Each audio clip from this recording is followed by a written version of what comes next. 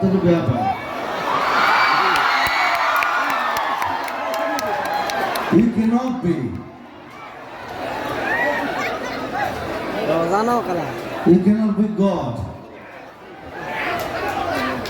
Right. And Buddhism what কয়, Buddha কৈছে যে you are God. Okay. I am not. যেটা বুদ্ধ কয় যে আমার মনে কিয় কৈছে প্ৰভু ঈশ্বৰ মই প্ৰভু ঈশ্বৰ মই জ্ঞান পোৱা নাই।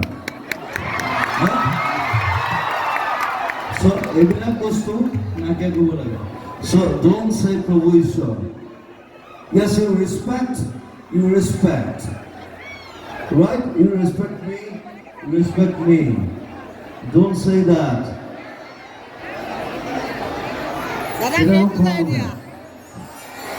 প্ৰভু ঈশ্বৰ এইবিলাক নাই, এইবিলাক হিন্দুইজমতো নাই, ক'তো নাই। আমাৰ মই এটা কথা কওঁ, ইয়াত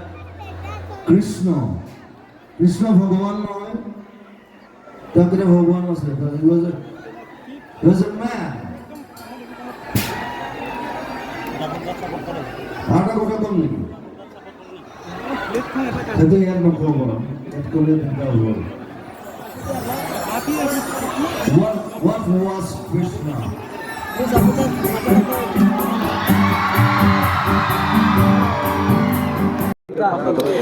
একচুৱেলি আমি যিটো আশা বুকুত বান্ধি লৈ এজন আমাৰ অসমৰ মানে হাৰ্ট অফ যি জুবিন বুলি কয়, তেখেতক এটা আমি মনে প্ৰাণে আমাৰ মাজুলী ৰাইজে তেওঁক যিটো মানে সন্মান যাচিব বিচাৰিছিলে, সেই সন্মানটো তেওঁক কেনেভাৱে লৈছে আমি নাজানো, কিন্তু আমি পূবেন কলা পৰিষদৰ আমাৰ ৰঙালী বিহু সন্মিলনীয়ে তেওঁক যিটো সন্মান যাচিছে, সেই সন্মানটো তেওঁ কিভাৱে লৈছে নাজানো, কিন্তু তেওঁ আমাৰ এই সন্মানটো লোৱাৰ পিছতো এজন সত্ৰাধিকাৰ বা মাজুলীৰ সত্ৰাধিকাৰসকলক যিধৰণে এটা বেয়া মন্তব্য প্ৰয়োগ কৰিলে, সেইটো আমি ক্ষুণ্ণ হৈছোঁ। তেওঁ চৰি বুলি কৈছে হয়, কিন্তু হ'লেও এজন শিল্পী হিচাপে মাজুলীৰ সাংস্কৃতিক প্ৰাণ কেন্দ্ৰত তেনেকুৱা বাক্য আচলতে প্ৰয়োগ কৰিব নালাগিছিল।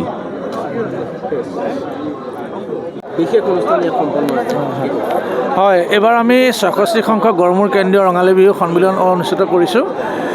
আৰু আমাৰ এই ৰঙালী বিহু সন্মিলনৰ এটা ইতিহাস, এটা ঐতিহ্য আছে। 1965 চনৰ গড়মূৰ ৰঙালী বিহু সন্মিলনৰ এই অনুষ্ঠানতেই বকুল বনৰ কবি আনন্দ চন্দ্ৰ বৰুৱাই ডক্টৰ ভূপেন হাজৰিকাক সুধাকণ্ঠ উপাধি প্ৰদান কৰিছিলে। সেই ঐতিহ্যকে আমি টানি আনি আজি ৬৬ বছৰৰ পিছত এই তিনিদিনীয়া কাৰ্যসূচীৰে যি এটা বৃহৎ অনুষ্ঠান আমি উদযাপন কৰিলোঁ, অনুষ্ঠান অনুষ্ঠিত কৰিলোঁ, সেই অনুষ্ঠানতে আমাৰ অসমৰ কণ্ঠশিল্পী জুবিন গাৰ্গক সংগীত সিন্ধু উপাধি প্ৰদান কৰিছে। সেই উপাধিটো প্ৰদান কৰিছিলে আমাৰ গড়মূৰ সত্ৰৰ স্বনামধন্য সত্ৰাধিকাৰ প্ৰভুৱে। তিনিদিনীয়া বৰ্ণাঢ্য কাৰ্যসূচীৰ মাজতেই আহি আমি আজি আমাৰ এই যিটো সন্ধিয়াৰ সাংস্কৃতিক অনুষ্ঠান সুকলমে অনুষ্ঠিত হৈ গৈছে।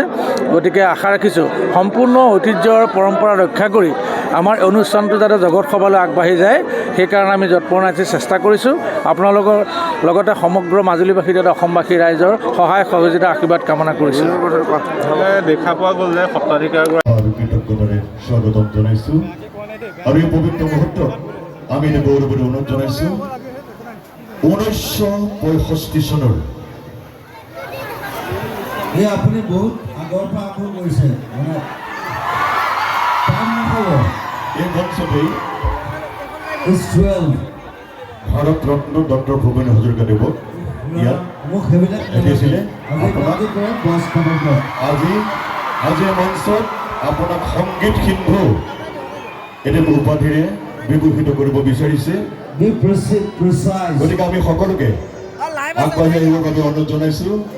আমাৰ গড়মূৰ সত্ৰৰ সন্মানীয় সত্ৰাধিকাৰ প্ৰভু ঈশ্বৰ শ্ৰীযুত শ্ৰী শ্ৰী পৰমানন্দ দেৱ গোস্বামী প্ৰভুৱে আপোনাক সংগীত সিন্ধু উপাধিৰে বিভূষিত কৰিব আৰু আপুনি মাজুলীৰ এই সন্মান গ্ৰহণ কৰে।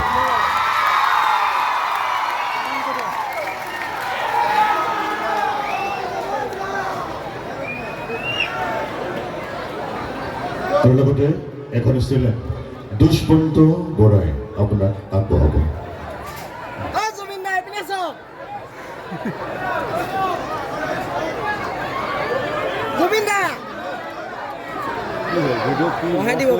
আৰু জুবিন ফ্ৰেণ্ডছ ক্লাবৰ সদস্যসকলেও তেখেতক সশব্দ আদৰণি জনাব।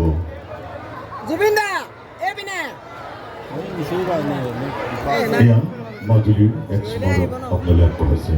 এইটো জাপিৰে জুবিন গাৰ্গক প্ৰভু ঈশ্বৰে আদৰণি জনাইছে।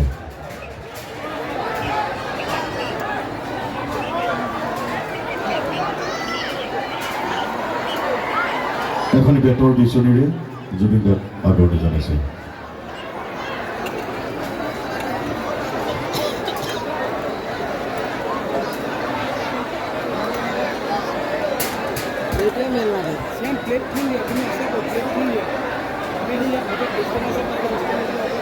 ধন্যবাদ। অভিযান দিৱানৰ আন্তৰিক ধন্যবাদ আৰু কৃতজ্ঞতা জ্ঞাপন কৰিছোঁ।